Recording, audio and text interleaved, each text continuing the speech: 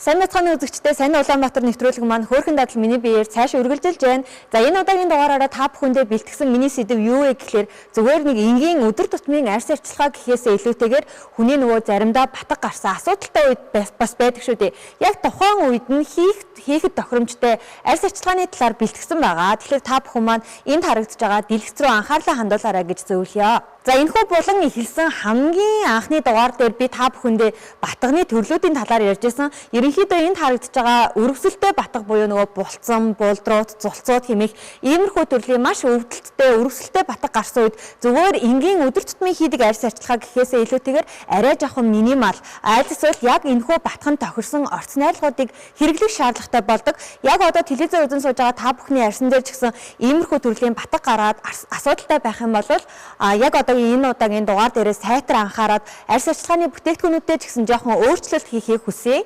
За ерөнхийдөө батгтай арьсны зарчим, үндсэн зарчим гэж бас байдаг. Энгийн өдөр тутмын арьс арчилгаа бол нөгөө асуудалгүй байх үедээ хийж эхэлдэг бол яг нэг жоохон арьс эмзэгшээд батгашаад эхлэх үед бол арьс арчилгааны маань дараал нь арай жоохон өөрчлөгдөгч гэдэг юм уу, аль эсвэл багасгах гэдэг юм уу, иймэрхүү зүйлсүүд орж ирдэг. Тэгэхээр ерөнхийдөө батгтай арьсны үндсэн зарчмуудыг би та бүхэндээ хамгийн түрүүд хэлж өгөх нь зүйтэй болоо гэж бодлоо. За хамгийн эхлээд арьсыг хит их хураашуулахгүй байх хэрэгтэй. Яагаад гэвэл нөгөө хүний арьсан дээр батг гараад эхлэнгүүт бид бүхэн бодохдоо за бүтээгдэхүүн хэрэглэхээ болий зогсоё гэж боддог боловч яг үнэндээ хэрвээ арьсанд шаардлагатай тэрхүү тэжээлийг өгөхгүй бол эсвэргээрээ арьс нь илүү ихээр эмзэгших тэрхүү гарсан өрсөлтэй батгнууд маань улам цаашаа даймжрах эрсдэлтэй байдаг. За хоёрдугаарт нүкс бүглэхгүй бүтээгдэхүүнүүд хэрэглэх ёстой байдаг. За та яг нөгөө бүтээгдэхүүнээ худалдаж авахдаа худалдааны зөвлөхөөс нь сайтар асуугаад за энэ бүтээгдэхүүний орц найрлаганд нөгөө нэг нүкс бүглэх гээд байдаг орц найрлагууд яг орсон юм уу гэдгийг лавлаад асууж болж байна. За аль эсвэл нөгөө орц найрлагуудыг хяндаг тусгай аппликейшн ч гэдэг юм уу сайтууд байгаа.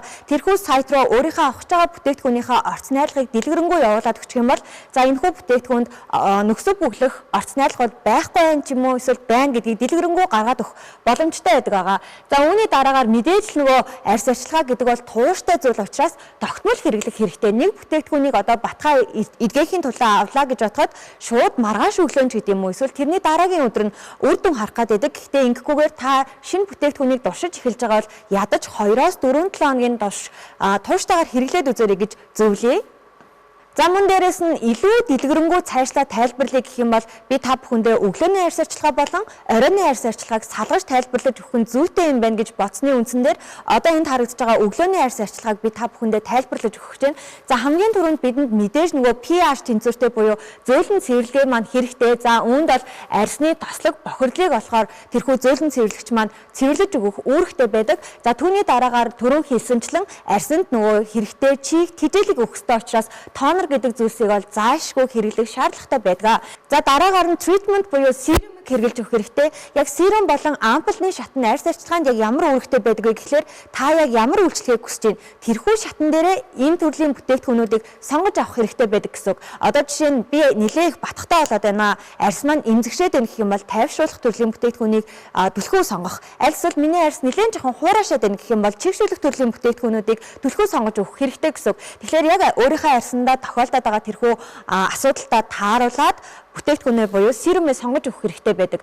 За үүнд жишээ нь niacinamide юм уу эсвэл салицилийн хүчлийг дийлэнхтэй хүмүүс бол батгтай үедээ авч хэрэглэдэг. Яагаад гэвэл niacinamide нь илүү л тэрхүү тослогийг тэнцвэржүүлж өгнө. Харин салицилийн хүчил нь болохоор тэрхүү батг гарч байгаа илүү л тослог болон бохирлыг цэвэрлэж өгөхөөс гадна батг үүсгээд байгаа тэрхүү нэм бактериудыг бас цэвэрлэж өгөх боломжтой байдаг. За дараагаар нь чигшүүлэгч нөгөө талаараа нөгөө төвжигч тосыг бол заашгүй хэрэглэж өгөх хэрэгтэй байдаг. Гэхдээ хит их нөгөө нөхцөл бүгэлдэг хүнд бүтцтэй гэхээсээ илүү хөнгөн гэлэн бүтцтэй тосыг түлхүү хэрэглэж өгөхийг хичээгээрэй. За хамгийн сүүлд нь мэдээж бид бүхэн жилийн 365 хоногийн 365 өдөр тэр дундаа өдрийн 2 цаг тутамд хийх ёстой зүйл бол нарны хамгаалалт байдаг. Тэгэхээр хэдий батг гарсан ч гэсэндээ нарны тос гэдэг зүйлсийг ерөөсөө орхигдуулж болохгүй. Тэгэхээр өглөөний арьс арчилгаанд зайлшгүй хамгийн сүүлд нь нарны тосоо хийж өгөх хэрэгтэй байх нэ. За үүний дараагаар оройн арьс арчилгааны шат руу бүгдээрээ хамтдаа орцгоё. За хамгийн түрүүнд cleanser буюу нөгөө цэвэрлэгчээ хэрглэж өгнө. Ард нь 2 удаа байж болно гэснийг та бүхэн маань харж байгаа. Энэ маань өөрөө юу вэ гэхээр та яг л нөгөө өдөр тутамдаа тосон цэвэрлэгчний араас хөөсөн цэвэрлэгч хэргэлдэг бол тэр дараалалаараа байж болно. Аль эсвэл зарим хүмүүсийн хувьд тосон цэвэрлэгчийг хэргэлгүйгээр мицлэр усыг араас нь хөөсөн цэвэрлэгчтэй хавсарч хэрглэж өгдөг. Яг түүнийгээ оройн арьс арчилгаандаа тэр чигээр нь хэрглэж болно гэсэн үг. За дээрэс нь дараа нөгөө treatment буюу нөгөө серумныхаа шатан дээр аль болох энд харагдаж байгаа BHA, бензол пероксид, мөн ретинол хэмээх орц найрлагуудыг түлхүү хэрглэж өгөөрэй. За BHA-ийн хувьд бол түрүү мэдээж хэлсэнчлэн нөхсөвийг бол цэвэрлэж өгнө, батг гарч байгаа тэрхүү өрсөлийг нь намдааж өгнө, мөн тэрхүү батг үүсгээд байгаа тэрхүү нэм бактериудыг цэвэрлж өгнө гэсэн үг. Энэ удаагийн зөвлөгөөний цагаараа би та бүхэндээ батгтай үеийн арьс арчилгааны талаар хүргэлээ. Та бүхэн маань ч гэсэн сайтар сонссон гэдэгт итгэлтэй байна. Ингээд сайн Улаанбаатар нэвтрүүлэг маань үргэлжилж байна. Нэвтрүүлэгтэйгээ хамт байгаарай. Баярлалаа баяртай.